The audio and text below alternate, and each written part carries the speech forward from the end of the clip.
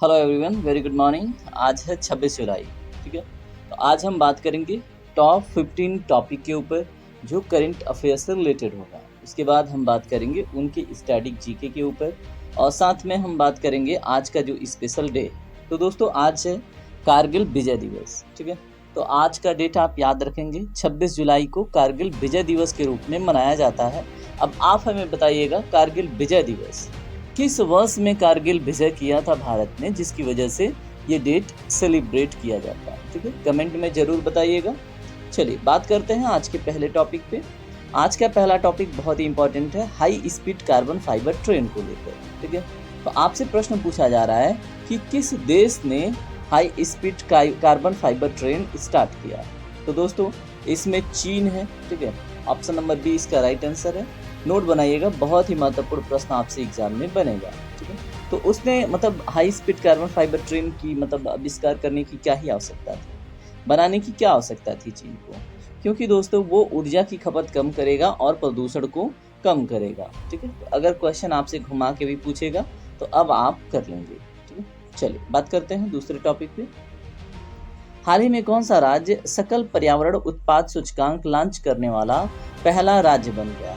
तो दोस्तों बताइए जल्दी से। देखिए इनमें ऑप्शन में वो राज्य है नहीं, ठीक है, क्योंकि यहाँ पे थोड़ा सा मिस्टेक है, तो मैं आप लोग को इसका जवाब बता देता हूँ, वो है उत्तराखंड। ठीक है, तो याद रखेंगे आप उत्तराखंड। नोट कीजिएगा कि कौन सा राज्य gross environmental product index launch करने वाला पहला राज्य बना है। तो दोस्तों वो है उत्तराखंड। ठीक है, याद रखिएगा, बहुत ही महत्वपूर्ण प्रश्न बनेगा।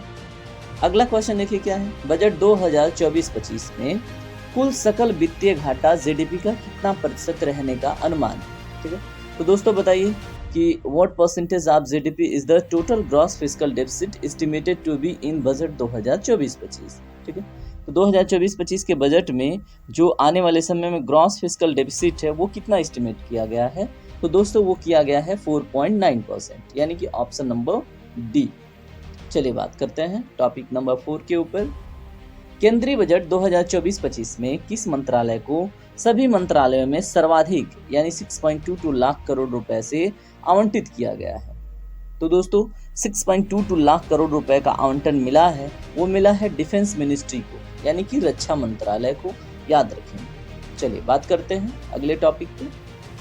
आर्थिक सर्वेक्षण 2023-24 के अनुसार अगले कितने वर्षों में अंतरिक्ष अर्थव्यवस्था के विकास को 5 गुना बढ़ाने के लिए 1000 करोड़ रुपए का उद्यम पूंजी कोष स्थापित किया जाएगा।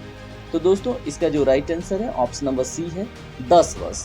ठीक है, चलिए बात करते हैं अगले टॉपिक पे। हाल ही में श्रमिकों और मजदूरों के जीवन स्तर में सुधार है किस राज्य सरकार ने श्रमिक बसेरा योजना शुरू की। तो दोस्तों ये मोस्ट इंपॉर्टेंट क्वेश्चन आपसे बन सकता है एग्जाम में, तो याद रखिएगा श्रमिक बसेरा योजना, तो वो है गुजरात। तो गुजरात ने अपने वहाँ के श्रमिकों के लिए श्रमिक बसेरा योजना लॉन्च किया। जैसे होता है ना कि जाके कहीं पे भी बेचारे श्रमिक सो जाते हैं काम करके, तो इसी के इर्द गिर्द यह योजना चालू हो रहा है। ठीक है, कि उनके लिए कुछ रहने का व्यवस्था हो जाए। ठीक है, चलिए अब बात करते हैं प्रश्न नंबर 7 के ऊपर। एनटीपीसी विद्युत व्यापार निगम लिमिटेड द्वारा किस राज्य में ग्रीन चारकोल प्लांट स्थापित किया जाएगा। ठीक है, तो दोस्तों चारकोल तो पता ही है आपको, अब ग्रीन चारकोल प्लांट स्थापित करने की बात चल रही है। तो दोस्तों इसका जो राइट आंसर होगा वो क्या होगा, किस राज्य में होगा, जल्दी से बताएं। तो दोस्तों अगर हम बात करें प्रश्न नंबर 7 का, ठीक है, तो इसमें हरियाणा सही जवाब होगा। आप नोट कीजिएगा, ग्रीन चारकोल प्लांट स्थापित। ठीक है, चलिए उसके बाद बात करते हैं आज के 8वें टॉपिक पे। देश में आयकर के प्रावधान की शुरुआत के उपलक्ष्य में प्रत्येक वर्ष किस तारीख को आयकर दिवस मनाया जाता है। तो दोस्तों आयकर दिवस मनाया जाता है 24 जुलाई को। आप यह डेट याद रखेंगे। ठीक है, और एक तरह से यह मेरा अनऑफिशियल डेट ऑफ बर्थ भी है। ठीक है, तो ये भी आप याद रखेंगे। ये आपके लिए इंपॉर्टेंट नहीं है, फिर भी चलिए आयकर की बात करें तो आयकर आता है डायरेक्ट टैक्स में। किस में आता है दोस्तों, आयकर आता है डायरेक्ट टैक्स में। और जो डायरेक्ट टैक्स होता है दोस्तों ये होता है प्रोग्रेसिव टैक्स, मतलब एक तरह से भारत में, ठीक है, विकास को बढ़ाने में डायरेक्ट टैक्स बहुत हेल्प करता है। वो कैसे, प्रोग्रेसिव टैक्स क्या होता है, जैसे मान लीजिए जो अमीर होते हैं और जो गरीब होते हैं उनके बीच में जो अमीरी गरीबी की खाई है ना, वो डायरेक्ट टैक्स भरता है, क्योंकि जाहिर सी बात है, इनकम टैक्स डायरेक्ट टैक्स है, तो जो अधिक अर्न करता है वही देगा टैक्स, है ना। और जो गरीब है बेचारा वो कहाँ से टैक्स देगा, है ना।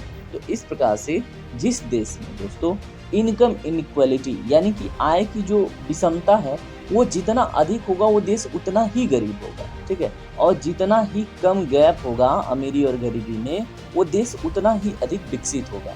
ये बात अपने दिमाग में बिठा लीजिए, क्योंकि इसमें ऐसा क्वेश्चन पूछा गया था कि अगर कोई देश गरीब होता जा रहा है या फिर उसके वहाँ बहुत अधिक गरीबी है तो उसके पीछे का कारण क्या है। तो दोस्तों ऑप्शन में ये भी था कि आय की असमानता। तो आय की असमानता ना वही राइट आंसर था, ठीक है।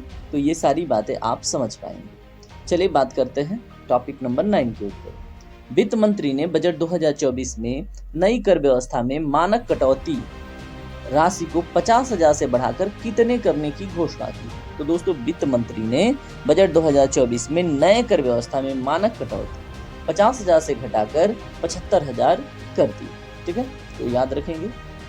चलिए टॉपिक नंबर 10 देखिए क्या है। खेलो इंडिया राइजिंग टैलेंट आइडेंटिफिकेशन कीर्ति पहल। क्या नाम है दोस्तों? कीर्ति पहल। कीर्ति का फुल फॉर्म भी पूछ सकता है, जो है खेलो इंडिया राइजिंग टैलेंट आइडेंटिफिकेशन। पहल का दूसरा चरण नई दिल्ली में शुरू हुआ है, ठीक है। तो इसका उद्देश्य क्या है, आपसे ये प्रश्न पूछा जा रहा है और आपसे एग्जाम में ऐसा प्रश्न पूछा जाएगा। तो दोस्तों इसका जो राइट आंसर है ऑप्शन नंबर डी करेक्ट है। शहरों में, ग्रामीण, आदिवासी और हिमालयी क्षेत्रों में जो खेलों का टैलेंट है, ठीक है, जैसे होते हैं ना कुछ खिलाड़ी, तो वो गांव में रहते हैं, रिमोट एरिया में रहते हैं या फिर कनेक्टिंग में नहीं रहते हैं और वो बहुत अच्छा प्रदर्शन कर सकते हैं, तो उनको जोड़ने का प्रयास है कीर्ति, ठीक है। तो आप याद रखेंगे। चलिए बात करते हैं अगले टॉपिक पे। हाल ही में न्यायमूर्ति एन कोटेश्वर सिंह किस राज्य में सर्वोच्च न्यायालय में नियुक्त होने वाले पहले न्यायाधीश हैं। तो दोस्तों प्रश्न नंबर 11 का जो राइट आंसर है ऑप्शन नंबर ए है, मणिपुर, ठीक है।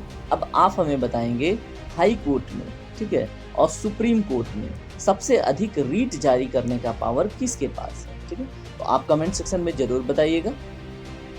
चलिए बात करते हैं अगले टॉपिक पे। हाल ही में गवर्नमेंट ई मार्केट प्लस, ठीक है, प्लस के ई लर्निंग प्रशिक्षण पाठ्यक्रम कितनी आधिकारिक भाषाओं में उपलब्ध कराएगा, ठीक है। तो recently e learning training courses of government e market place have been made available in how many official language, ठीक है।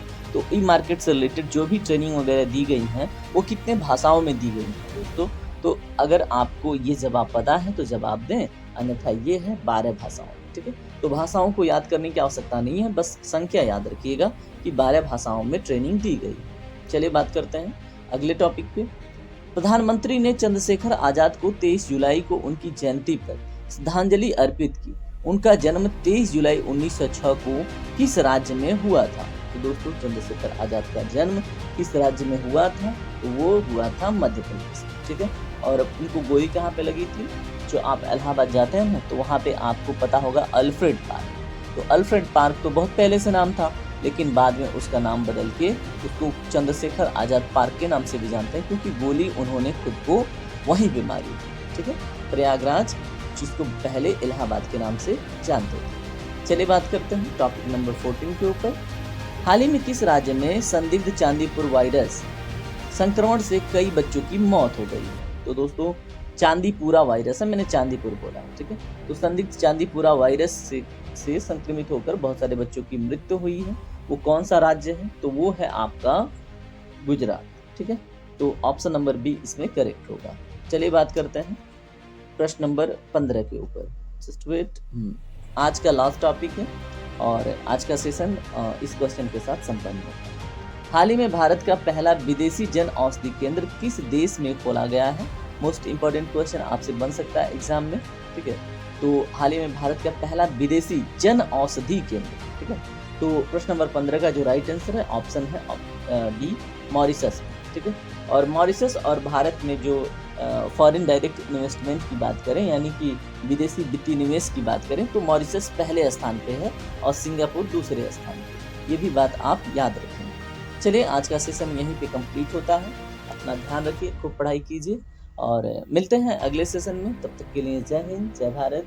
वीडियो को लाइक कीजिएगा। अगर आपको लगता है कि चैनल से जुड़ना चाहिए तो जुड़ जाइएगा। ख्याल रखिए।